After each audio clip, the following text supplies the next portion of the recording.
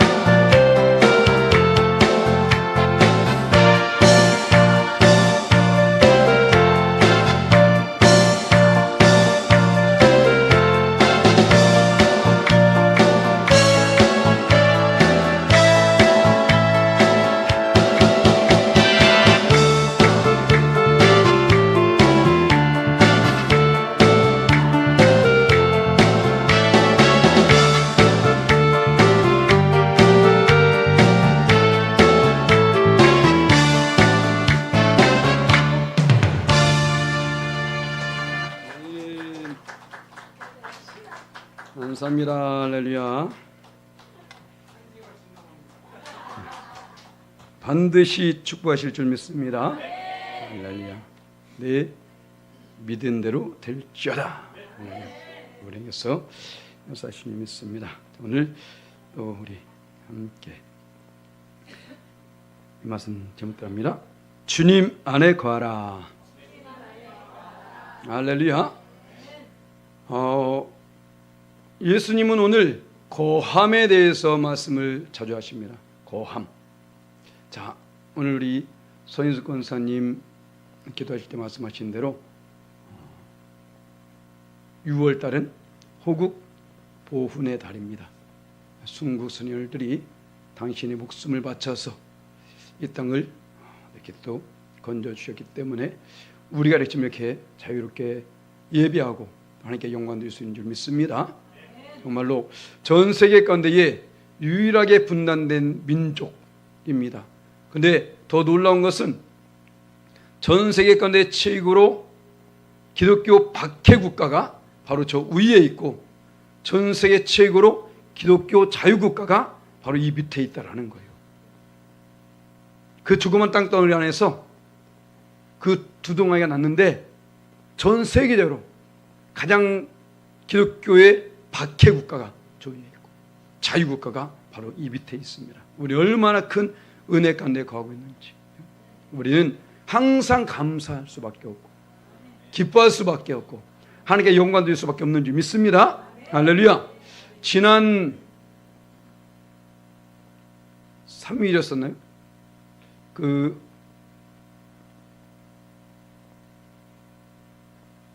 건국전쟁 언제였었나요?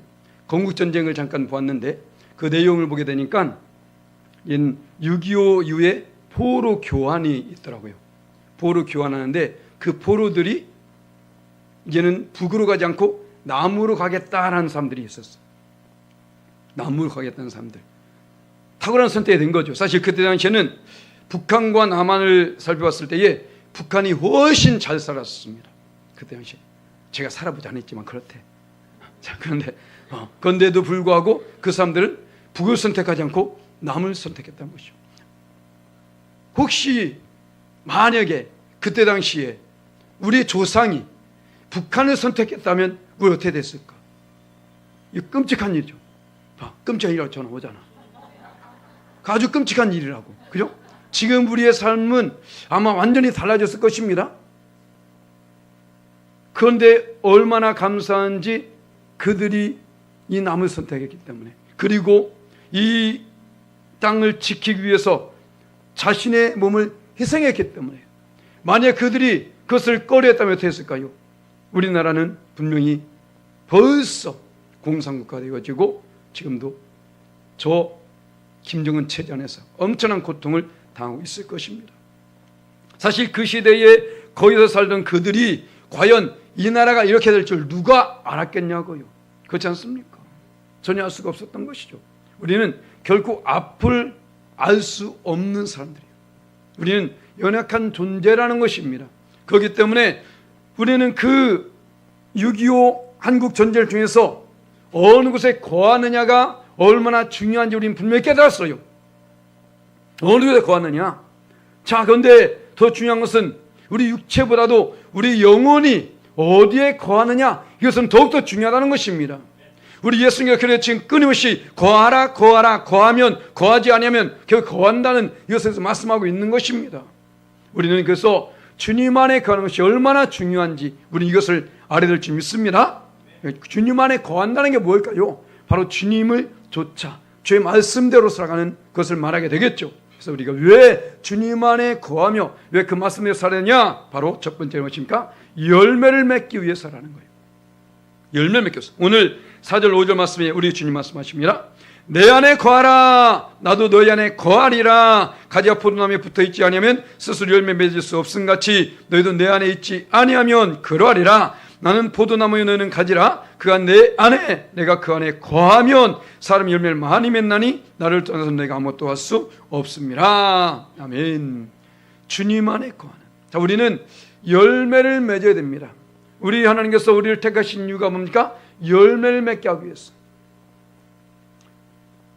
농부들이 열심히 농사를 집니다. 왜요? 수확을 거두기 위해서입니다. 쭉정이만 남기 위해서 할까요? 아니에요. 깐부기만 남기 위해서요? 아니라는 것입니다. 더 많은 소출을 거두기 위해서. 자, 오늘 말합니다. 하나님은 농부요, 나는 포도나무요, 너희는 가지라. 분명히 우리 주님 말씀합니다. 15장 1절 말씀에 나는 참 포도나무요, 내 아버지는 농부라. 자, 농부된 하나님께서 우리를 통해서 열매를 맺기를 원하고 있는데, 만약 열매 맺지 아니하면 어떻게 될까요? 그러니까 이 나무는 무조건 열매를 맺어야 되는 거예요. 맺어도 되고 안 맺어도 되는 것이 아니라 반드시 맺어야 된다는 것입니다. 자, 봐볼까요? 예수님 시대에 수많은 사람들이 세례 요한이 세례를 주려 할 때에 그때 많은 사람들이 나오게 됩니다. 그때 그 세례 요한이 외친 말이 바로 이것이 있습니다. 마태복음 3장 10절 말씀 우리 함께 읽습니다. 이미 도끼가 나무 뿌리에 놓였으니 좋은 열매 맺지 아니하는 나무마다 지켜 불에 던져지리라. 자, 열매를 맺되 좋은 열매 맺어야 된다는 거예요. 냄새나고 더럽고 안 좋은 열매들, 이런 것들이 아니라 좋은 열매. 예수님께서 말씀하십니다. 마태복음 7장 19절 말씀에 우리 함께 읽습니다. 아름다운 열매 맺지 아니하는 나무마다 지켜 불에 던져지느니라. 아멘. 자, 열매를 맺지 아니하는 나무는 반드시 찍혀서 불에 던져집니다. 그런데 그 열매 맺되 좋은 열매, 아름다운 열매를 반드시 맺어야 된다는 거예요. 우리는 매일매일 삶 속에 말에 있어서 행동에 있어서 내가 원하든 원치 않든 간에 열매를 맺으면서 나아갑니다. 그런데 많은 사람들이 착각건데 내가 예수님을 잘 믿는 줄 알고 내가 하나님께서 원하는 삶을 살고 있는 줄 알고 착각 가운데 사는 사람들이 있다는 거예요. 자, 그런 사람을 위해서 예수님 말씀하십니다. 봐볼까요? 마태복음 12장 33절 말씀 함께 있습니다. 나무도 좋고 열매도 좋다든지 나무도 좋지 않고 열매도 좋지 않다든지 하라. 그 열매로 나무를 아느니라. 내가 아무리 입으로서 나 믿음 좋다고 말하고 내 주님 사랑한다고 말하고 내가 주여 주여 말하면서 이렇게 아무리 겉으로 보일지라도 하나님은 무엇을 다 아신다는 거예요. 무엇을 통해서요? 열매를 통해서. 우리 삶에 열매 맺어지게 됩니다. 그 가운데 특히 오늘 예수님은 무엇을 말합니까? 포도나무 비유를 말합니다. 포도나무. 여러 차례 말씀드렸었죠? 포도나무는 열매를 맺지 않으면 쓸모없는 거예요. 쓸데 하나 있습니다. 무엇으로? 불쏘시감으로. 지금 불에 던져버린다 말하지 않아요. 불쏘시감으로 결국은 불에 탈 수밖에 없는 그런 가운데예요. 그래서 우리가 반드시 열매 맺어야 됨을 지금 이 포도나무의 비유를 통해서 말하고 있는 것입니다. 바로 여기서 왜 우리가 열매 맺어야 된다고요? 왜 우리의 주님 안에 거해야 된다고요? 바로 그 뒤에 6절 말씀에 버림을 당하지 않기 위해서라는 거예요. 버림을 당하지 않는다는 것은 무엇입니까? 버림을 당할 수도 있다라는 것입니다. 항상 우리를 살필 필요성이 있는 것이 바로 여기 있는 거예요. 내가 지금까지 잘 왔으니까 괜찮겠거니? 아닙니다. 우리는 주 앞에 서는 그 순간까지 끊임없이 우리 자신을 살피면서 살아가야 돼요. 자, 어제까지 정말로 많은 그 송이 포도를 맺혔습니다. 자, 그러니까 그 맺혔으니까 올해도 맺힐 것이지 생각하고 있는데 포도 열매가 맺혀지지 않았어. 그럼 그 농부는 열매가 맺혀지지 않았네? 그러면 지난번까지 맺혔으니까 기다려 봐야지. 그럴까요? 아니요. 포도나무는요, 한번 못 맺히면 끝난 거라니까요. 그냥 버려야 돼. 왜? 개 그냥 살렸다가 다른 것까지 못 맺게 됩니다. 그렇기 때문에 버림을 받을 수밖에 없다는 것이. 오늘 지금 그렇게 아주 자세히 표현하지 않습니까? 6절 말씀에 사람이 내 안에 거하지 않으면 가지처럼 밖에 버려져 마르나니 사람들이 그것을 모아다가 불에 던져 사르느니라. 하나님께도 인정받지 못하고 사람에게도 인정받지 못하고 결국에는 열매 맺지 못하는 사람들은 이렇게 전락할 수밖에 없게 된다는 것입니다. 그래서 우리는 어떤 상황에도 좀 이 포도나무에 있는 가지가 왜 열매를 맺지 못했을까요? 오늘 말씀처럼 그 나무에 붙어있지 아니했기 때문에. 붙어있기만 하면 때가 되면 저절로 맺혀진다니까요. 예전에 벌써 예전이네요. 어제 제가 이사했으니까. 예전에 살던 이 백령주택 그 1층에 보게 되면 포도나무가 있어요. 2층 할아버지가 키우고 있는데, 그런데 뭐 엄청나게 많은 것도 아니라 한 줄기, 거기에서 보면 말라 비틀어졌습니다. 야, 이것에서 도대체 무엇가 맺힐까라고 싶었는데, 이제는 봄이 되면 여지없이 꽃이 피는 거예요. 왜요? 나무에 붙어 있으니까. 바로 이겁니다. 붙어 있기만 하면, 포도나무 가지에서 열매 맺는 것이 어떤 그 가지가 엄청난 일에서가 아니라니까요. 그냥 붙어 있다 보니까 그 줄기를 따라서 양분이 올라오게 되는 것이고, 그러다 보니까 때가 되니까 꽃이 피고 또 해서 열매 맺혀지게 되는 것입니다. 자, 우리는 어떨까요? 우리가 주님 안에 거하기만 하면 내가 무엇을 하지 않아도 돼요. 주님이 알아서 이 모든 일을 이루신다는 것입니다. 그러니까 포도나무의 그 가지에서 열매 맺혀지기 위해서는요, 그 혹한의 겨울에 그 찬소리 가운데에 또 어떤 눈보라 가운데 어떤 일이 있어도 붙어 있어야 되는 거예요. 붙어 있어요. 우리도 마찬가지입니다. 우리의 삶에 어떤 고난과 역경과 환난이 있을지라도요, 끊임없이 주님께 붙어 있어야 된다는 거예요. 주님을 떠나서는 절대로 안 된다는 것입니다. 봐볼까요? 사도행 20장 23절 24절 말씀, 사도 바울은 이렇게 고백합니다. 함께 했습니다. 오직 성령이 각 성에서 내게 증언하여 결박과 환난이 나를 기다린다 하시나, 내가 달려갈 길과 주 예수께 받은 사명 곧 하나님의 은혜의 복음을 증언한 일을 마치려 하면은 나의 생명조차 조금도 귀한 것을 여기지 아니하노라. 지금 사람이 말한 게 아닙니다. 오직 성령이, 그게 또 한 곳에서가 아니라 각 성에서, 잘 봐보세요. 오직 성령이 각 성에서 말합니다. 뭐라고요? 네가 예루살렘에 가게 되면 결박과 환난이 널 기다려. 죽음을 당할 수도 있다는 것입니다. 그런데 이 사도 바울은 그 결박과 환난이 전혀 중요치 않았다라는 거예요. 그럴지라도 주님께 꼭 붙어있기 위해서 그에게 주어진 사명을 감당하기 위해서 생명도 조금도 귀하게 여기지 않다라는 것입니다. 이 나라가 지금 이렇게 세워진 것도 그렇지 않습니까? 그 수많은 사람들이 자기 생명조차 귀하게 여기지 않았기 때문에 이 나라가 지금 이렇게 버티고 있는 거 아닙니까?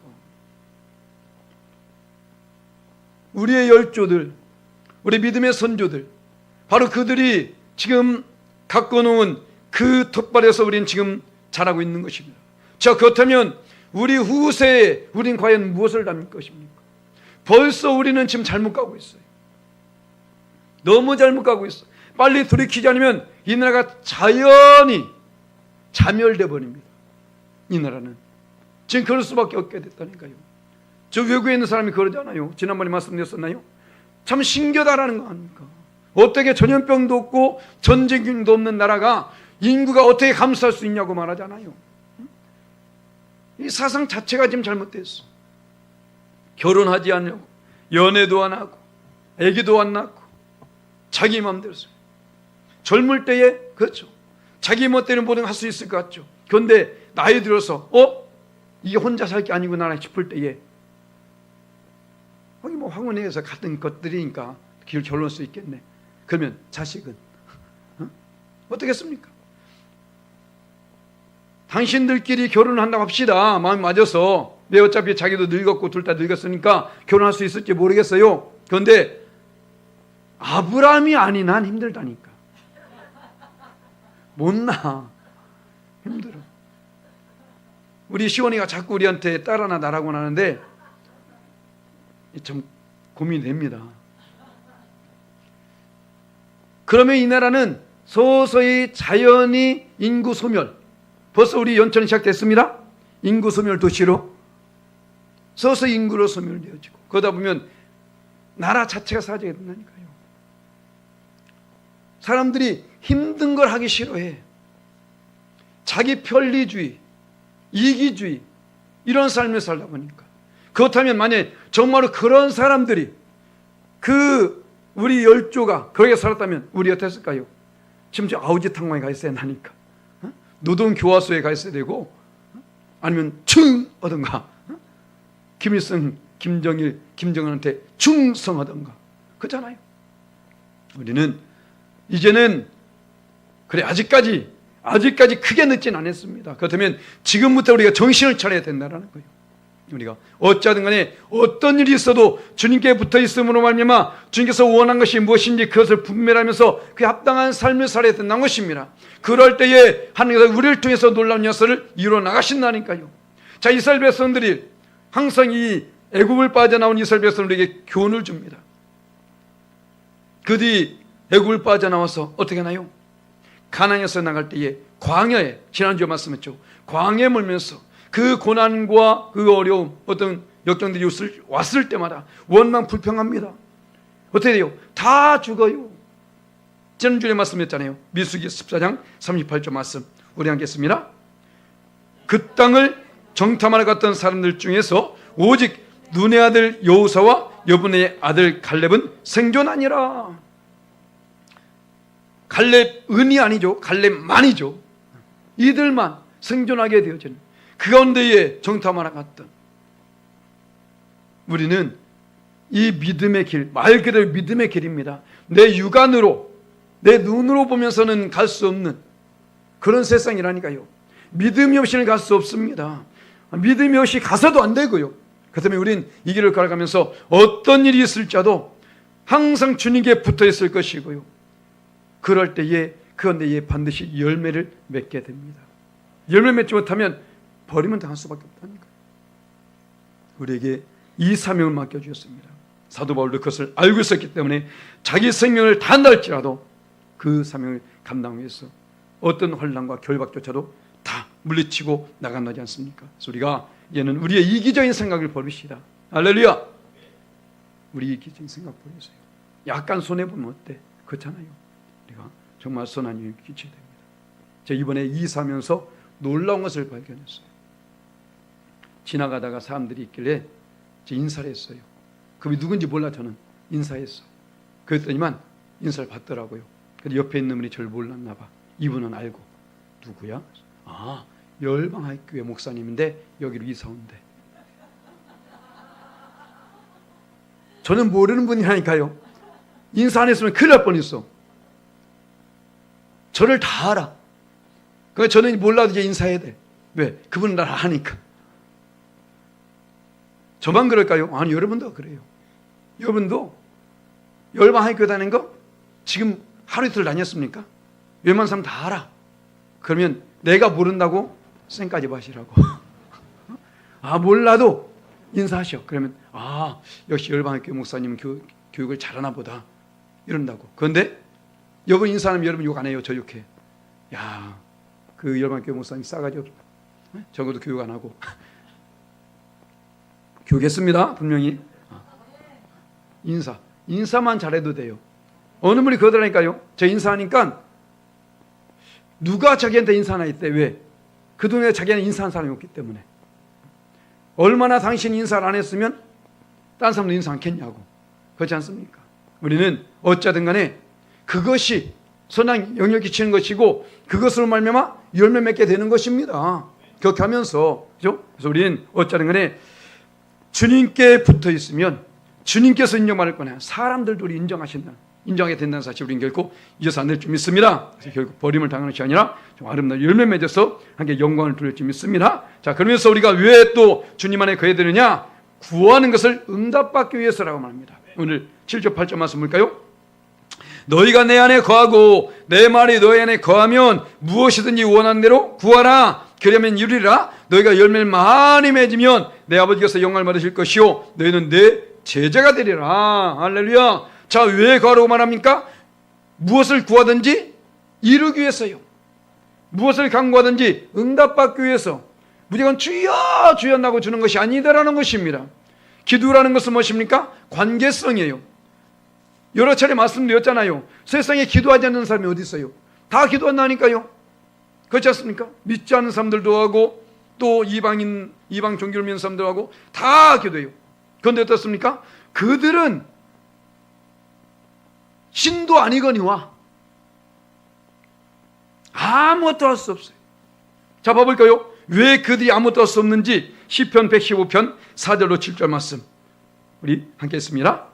그들의 우상들은 은과 금이요 사람이 손으로 만든 것이라 입이 있어도 말하지 못하며, 눈이 있어도 보지 못하며, 귀가 있어도 듣지 못하며, 코가 있어도 냄새하지 못하며, 손이 있어도 만지지 못하며, 발이 있어도 걷지 못하며, 목구멍이 있어도 작은 소리조차 내지 못하느니라. 아멘. 할렐루야. 이게 무슨 말인지 아십니까? 아주 기본적인 것조차도 못한다. 아주 상식적인 것조차도 못한다는 거예요. 제가 엄청나게 부르짖고 기도하고 난 후에 목이 팍 갈 때가 있어요. 그래도 소리는 나. 여기 뭐랍니까? 작은 소리조차 내지 못. 당연하지. 아무것도 못하는 겁니다. 그런데 얼마나 어리석은지 사람들이 그것을 따르고 있는 거야. 그것을 믿고 있고 그것을 의지하게 되어지고. 얼마나 어리석습니까? 한 문법을 틀린 말이 있습니까? 이게? 그들이 혹시 목소리 들어보신 분? 저쪽에 포천에 가다 보면 머리 엄청 큰 불상이 있는데 엄청 그 크기는 클지 몰라도 나 목소리 한 번도 못 들어봤어. 항상 그 자리에 그대로. 어떤 데는 제가 눈 올 때도 지나가는데 그 눈 다 막고 있어 거기서. 가까이 가보면 분명 새똥 다 거기 묻어 있을 거야. 아무것도 못해요. 사람이 옮겨놓지 않으면 아무것도 못한다니까요. 자, 봐보세요. 지금 저 우상을 섬기는 사람들이 다 그렇지 않습니까? 그들이 뭐래요? 우리 우상 비 맞네? 자기가 옮겨줘. 그게 신이냐? 네가 더 낫지. 안 그래요? 내가 옮겨줄 정도면 내가 난 거지. 그렇지 않습니까? 그런데 우리 믿는 하나님은 그렇지 않다라니까요.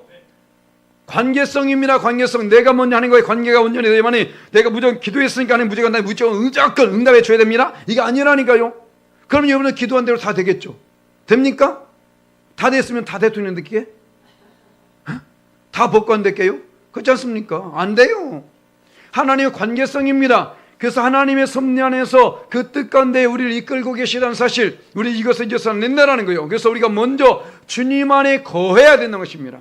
주님 안에 거하게 되면요, 하나님 나 대통령 되기 위해서 기도 안 해. 주님 안에 거하게 되면 하나님 내 자식 잘 되게 해주세요 기도 안 한다니까요. 주님 안에 거하게 되면 하나님 내가 무엇을 하오리까 이렇게 기도합니다. 그러니까 응답이 올 수밖에 없는 거예요. 그런데 어때요? 수많은 사람들이 뜻이 없었어. 얼마나 줘야 되는데, 얼마나 더 많이 줘야 되는데 다 줬다. 생명까지 줬다. 그렇잖아요. 예수님의 생명보다 더한 귀한 게 있나요? 없습니다. 다 줬습니다. 그러면 어떻게 합니까? 이제는 내가 그 주님과의 관계를 잘 가지면 되는 거예요. 그러면서 내가 주님을 위해서 무엇을 하오리까 하면요, 하나님이 다 나의 삶의 필요를 채워주신다니까요. 또 그 필요도 내가 원하는 게 아닙니다. 주님께서 원하시는 대로 내가 하니까 안 뒤놓치는 거야. 주님 안에서 우린 바로 이것을 할 수 있어요. 그래서 바로 우리 하나님은 이 우상들과 달리 봐볼까요? 예레미야 32장 27절 말씀 함께 믿음으로 고백합니다. 나는 여호와요 모든 육체의 하나님이라 내게 할 수 없는 일이 있겠느냐. 아멘. 할렐루야. 여러분들이 기도하는 그 기도가 하나님께서 능력이 없어서 응답해 주지 않는 분이 아니라는 겁니다. 나는 여호와요 모든 육체의 하나님이니 내가 할 수 없는 일이 있겠느냐. 다 할 수 있다는 것입니다. 전능하신 하나님, 전능하사 천지를 만드신 할렐루야. 우리 믿음을 고백했잖아요. 그런데 왜 못 믿어? 내가 그만큼 관계가 온전치 못하니까 못 믿는 거예요. 내 욕심으로 구하니까 못 믿는 겁니다.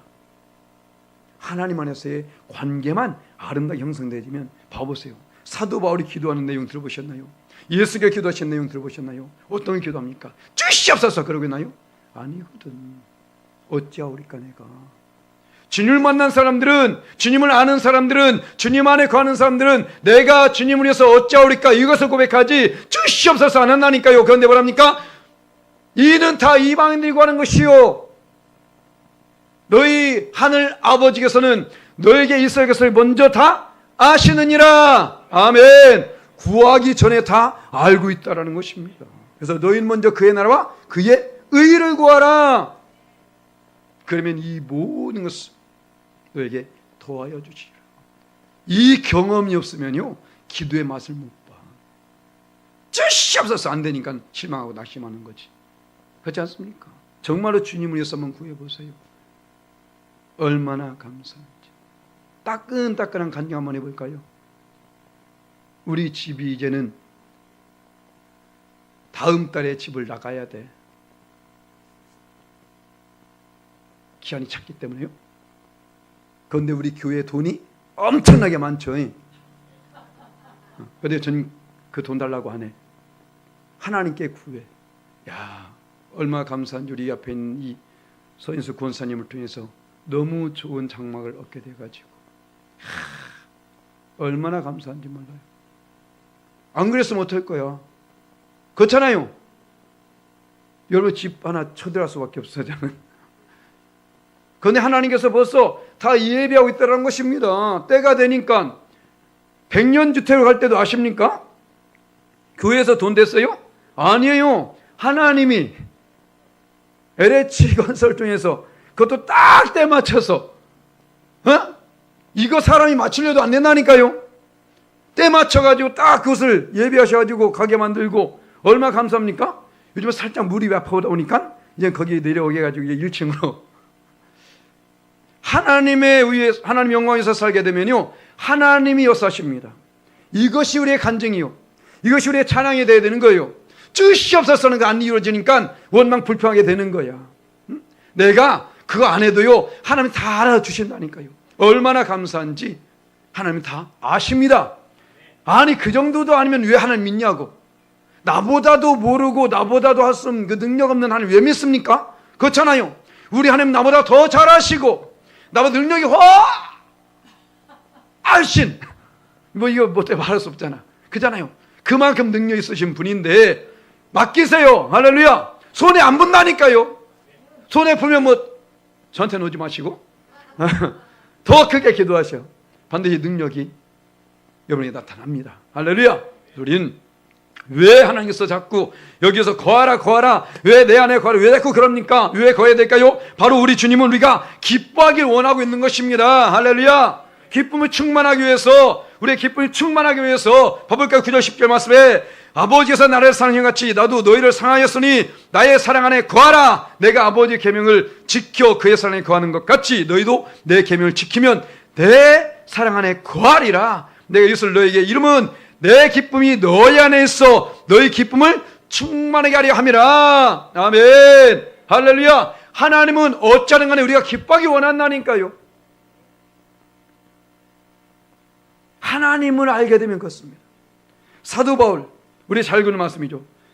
데살로니가전서 5장 16절 18절 말씀 우리 함께 읽습니다.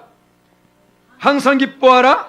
쉬지 말고 기도하라. 범사에 감사라. 이것이 그리스도 예수 안에서 너희를 향하신 하나님의 뜻이니라. 자, 파란 글씨 한번 읽어볼까요?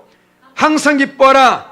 그리스도 예수 안에서 너희를 향하신 하나님의 뜻이니라. 아멘. 할렐루야. 항상 기뻐하는 것이 넌 무조건 기뻐해 이것이 아니라니까요.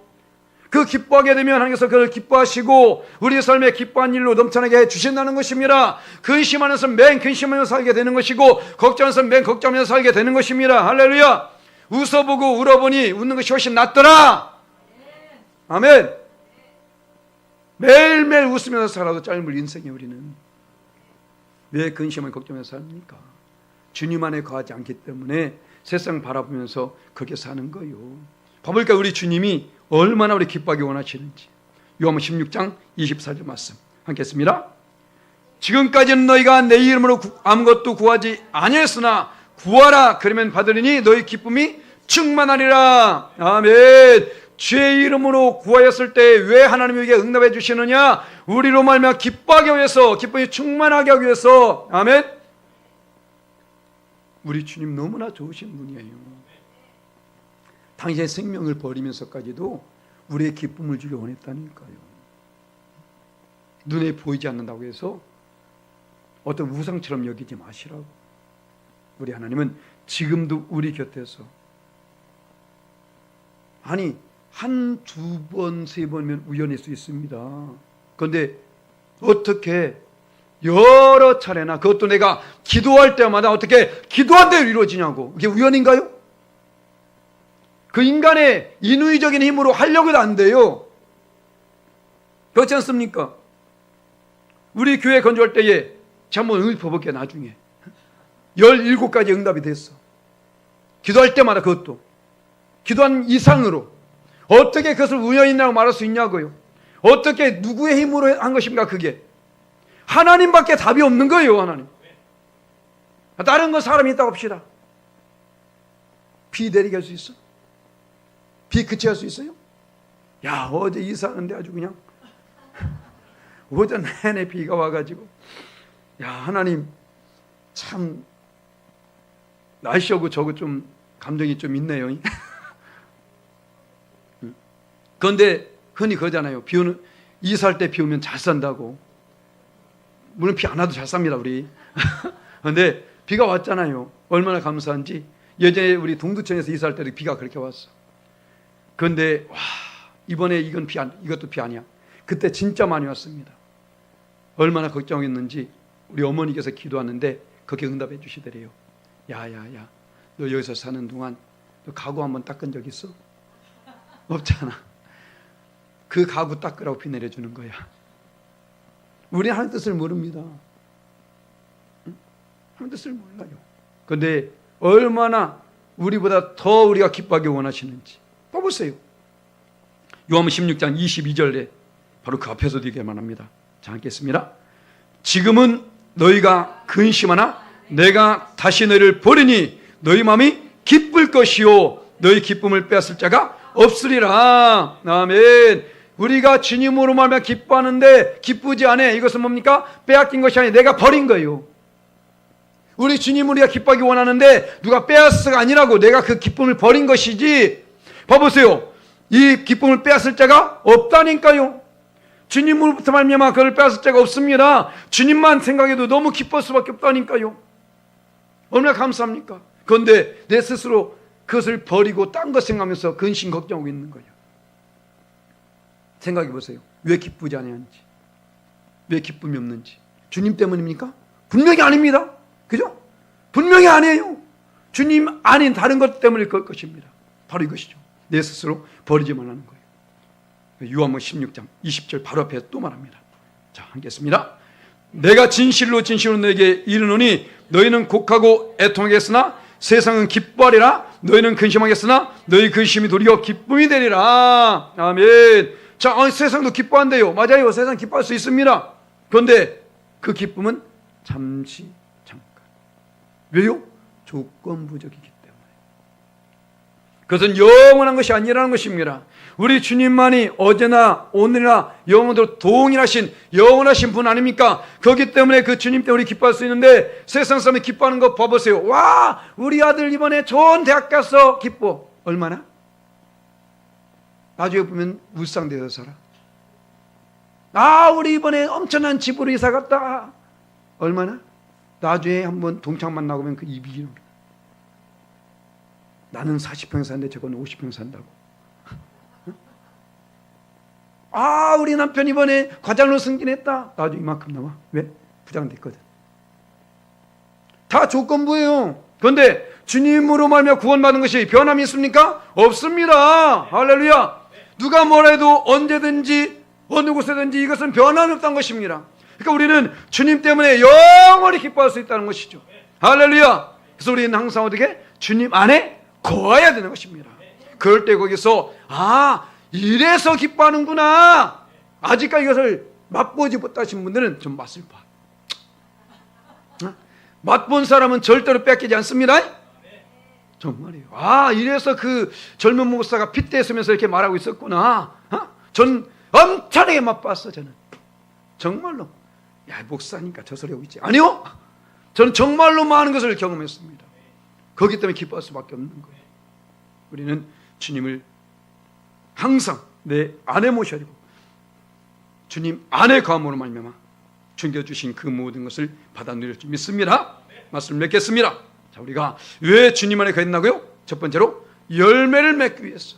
반드시 열매가 있어야 됩니다. 어떤 열매? 좋은 열매. 어떤 열매? 아름다운 열매. 할렐루야. 이 열매 맺기 위해서는 주님 안에 거해야만이 맺을 수 있다는 것이죠. 두 번째 뭐랍니까? 맺지 못하면 버림을 당합니다. 버림을 당하지 않기 위해서. 버림을 당하지 않기 위해서. 그리고 세 번째로 바로 우리가 무엇을 구하든지 우리 주님은 응답해 주시길 원한다니까요. 그런데 그 응답은 관계입니다. 주님 안에 거해야만이 된다는 것이죠. 거하지 않는데도 무엇을 주었어? 사단이 줄 수도 있습니다. 잘 분별하셔야 돼요. 만약에 내가 지금 얻은 것으로 말미암아 주님과 멀어진다면 그건 주님이 준 것 아닙니다. 생각해 보세요. 주님께서 줄까요? 멀어지게 하려고? 아니라는 것이죠. 사단이 준 겁니다. 그래서 어쩌면 우린 응답받고 주님과 더 가까워질 줄 믿습니다. 그리고 그것을 말미암아 어떻게 해요? 주님에서 기쁨이 충만하기 위해서 우리는 항상 주님 안에 거하는 삶을 살 줄 믿습니다. 그래서 우리가 항상 주님의 기쁨에 의해서 함께 영광 드리는 저와 여러분 되시기를 예수님의 이름으로 간절히 축원합니다. 아멘.